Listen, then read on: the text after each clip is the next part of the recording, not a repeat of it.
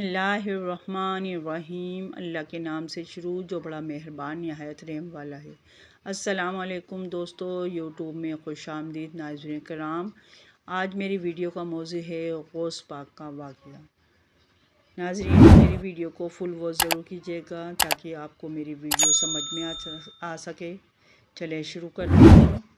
नौजवान याद इलाही में इस कदर गर्क था कि उसे एहसास तक न हुआ कि वह दरिया के साथ चलता हुआ कहाँ आ पहुँचा है। उसे शिद्दत की भूख महसूस हो रही थी और करीब किसी इंसानी आबादी के आसार तक न थे। अचानक इसकी नज़र दरिया के किनारे करीब बहते हुए एक सेब पर पड़ी। उसने सेब को पानी से निकाला और खा लिया। सेब खाने के बाद इसे एहसास हुआ कि ये सेब किसकी मिल्कियत था जिसे वह मालिक की इजाज़त के बगैर खा चुका है। इस ख्याल के आते ही वो दरिया के साथ साथ इस सिमत जाने लगा जिधर से सेब बहता हुआ आ रहा था। वो हर कदम दुआ मांगता था कि सेब के मालिक से मुलाकात हो जाए ताकि वो इस खयानत की माफ़ी मांग ले। काफ़ी तवील सफ़र के बाद सेबों का एक बाग दिखाई दिया। यकीनन ये सेब उस बाग का होगा। सेब के कुछ दरख्त दरिया के पानी पर झुके हुए थे। नौजवान का यकीन मजबूत हो गया। रास्ते ने बाग में काम करते हुए मज़दूरों से बाग के मालिक के मुतालिक दरियाफ़्त किया। एक मज़दूर मालिक को बुला लाया जो एक बूढ़ा आदमी था। सलाम के बाद नौजवान यूँ गोया हुआ मैं दरिया के किनारे चल रहा था। मुझे पानी में एक सेब दिखाई दिया। मैं भूख महसूस कर रहा था इसलिए बिला सोचे समझे वो सेब खा लिया। लेकिन अब मेरा ज़मीर मुझे मलामत कर रहा है कि मैंने किसी का माल बिना उसकी इजाज़त के इस्तेमाल कर लिया। अगर मैं बूढ़ा या माजूर होता तो इससे अपना कसूर माफ़ करवा लेता, लेकिन चूँकि जवान हूँ लिहाजा आप मुझे सज़ा देना चाहते हैं तो इसके लिए तैयार हों, लेकिन शर्त यह है कि रोज़े क़यामत आपका कोई हिसाब मेरे ज़िम्मे बाकी नहीं होगा। अपने नौजवान की बातों को हैरत के साथ सुना। उसने कुछ देर सोचा और बोला, ठीक है, मैं तुम्हें माफ़ करने के लिए तैयार हूँ, लेकिन इसके लिए मेरी दो शराइत हैं।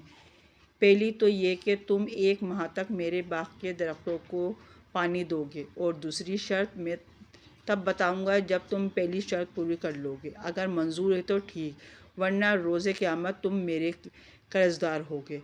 मुझे मंजूर है। नौजवान ने जवाब पर मालिक को कुछ हैरत तो हुई, लेकिन वो कुछ दे बोले बिना अपने बाग के दूसरे हिस्से की तरफ मुड़ गया। नौजवान ने जिस जानिफानी से पहली शर्त को पूरा किया उससे बाग ताज़ा हो गया कि नौजवान किस किरदार का मालिक है। पानी में ही इसकी पेशानी बसदे का निशान इसकी बारसाई का गवाह थी।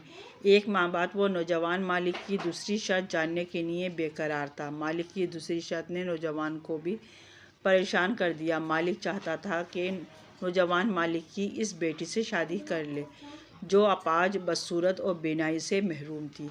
क्या आप मुझे सिर्फ इसी सूरत में माफ़ कर सकते हैं जब मैं आपकी बेटी से शादी कर लूँ? नौजवान मुस्तरब था। हाँ, मालिक ने इत्मीनान से जवाब दिया, वरना तुम्हें मैदान हशर में अपनी खयानत का हिसाब देना होगा। नौजवान के चेहरे पर ऐसा लग रहा था जैसे वो दुनिया और आखिरत के दरमियान फंस कर रह गया हो। एक सेब के बदले में सारी ज़िंदगी एक माजूर अपाज औरत के साथ गुजारना किस कदर आजमाइश होती। या अल्लाह पाक मेरी दस्तगीरी फरमा, मुझे नेकी के रास्ते पर साबित कदम रख और मुझे मेरे नफ्स के हवाले ना कर। नौजवान का दुआ में मसरूफ़ था। मुझे आपकी ये शर्त मंजूर है। बाग का मालिक नौजवान की इस्तिकामत पर शजदर था। नौजवान ने देखा कि मालिक की खुशी का कोई ठिकाना ना था।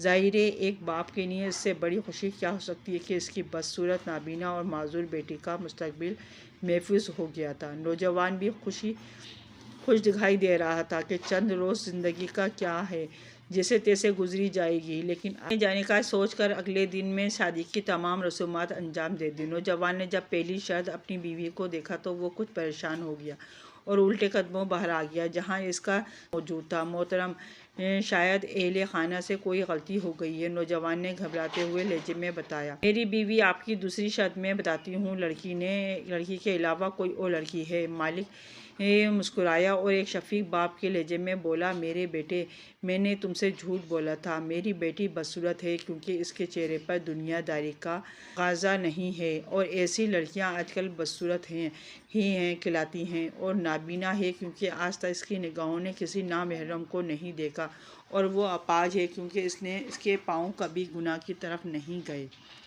اب بتاؤ میں نے کچھ غلط بیانی کی تھی؟ نوجوان یہ سن کر حیران رہ گیا اور اس کا دل اس تحفے خداوندی پر شکر لبریز ہو گیا۔ اب غفور الرحیم، تیرا کروڑوں بار شکریہ، مجھے سرخرو فرمایا۔ باغ کے مالک حضرت عبداللہ موسی رحمۃ اللہ علیہ تھے، جن کا سلسلہ نسب 13ویں پشت میں حضرت امام حسین رضی اللہ عنہ سے مل جاتا ہے۔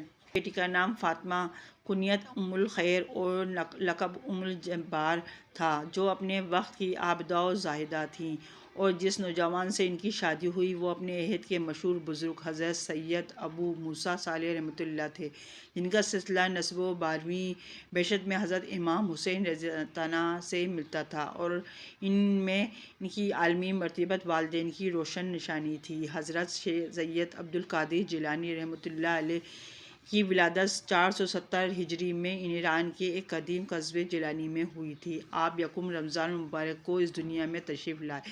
اس رات آپ رحمۃ اللہ کے والد نے خواب دیکھا کہ سرور کونین صلی اللہ علیہ وسلم اپنے صحابہ کرام رضوان علیہ اجمعین کے ساتھ تشریف لائے اور فرمایا، اے ابو صالح، اللہ نے تجھے جو فرزند عطا فرمایا ہے وہ میرے بیٹے کی مانند ہے کہ اولیاء میں اس کا رتبہ بہت بلند ہے۔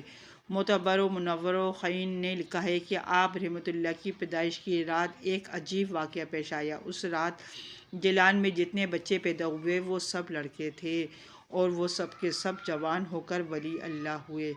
آپ رحمۃ اللہ کی والدہ فرماتی ہیں، میرا بیٹا رمضان المبارک میں پیدا ہوا اور پورا ماہ دن کے وقت دودھ نہیں پیتا۔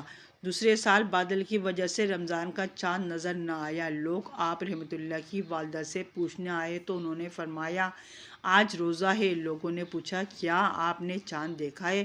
انہوں نے فرمایا، میں نے چاند تو نہیں دیکھا، لیکن آج صبح سے میرے چاند عبد القادر نے دودھ نہیں پیا۔ اور کچھ دن بعد معتبر شہادتوں سے تصدیق ہو گئی کہ اس دن پہلا روزہ تھا۔ ناظرین کرام، چنانچہ دور تک مشہور ہو گیا کہ سارا عجم میں ایک بچہ پیدا ہوا ہے جو رمضان میں دن کے وقت دودھ نہیں پیتا۔ خود غوث اعظم اپنے شعر میں فرماتے ہیں، ترجمہ: میرے ابتدائی حالات کے ذکر سے تمام عالم بھرا ہوا ہے، اور میرا گہوارے میں روزے رکھنا مشہور ہے۔ حضرت سید عبد القادر جیلانی رحمۃ اللہ علیہ غوث اعظم کا واقعہ ہے۔ ناظرین کرام، اس ویڈیو کو میری فل واچ کرے گا، اور اگر آپ کو پسند آئے تو میرے چینل کو سبسکرائب کریں، بیل آئیکن پر آل کریں تاکہ میری ہر آنے والی ویڈیو کا نوٹیفیکیشن سب سے پہلے آپ کو مل سکے۔ اللہ حافظ۔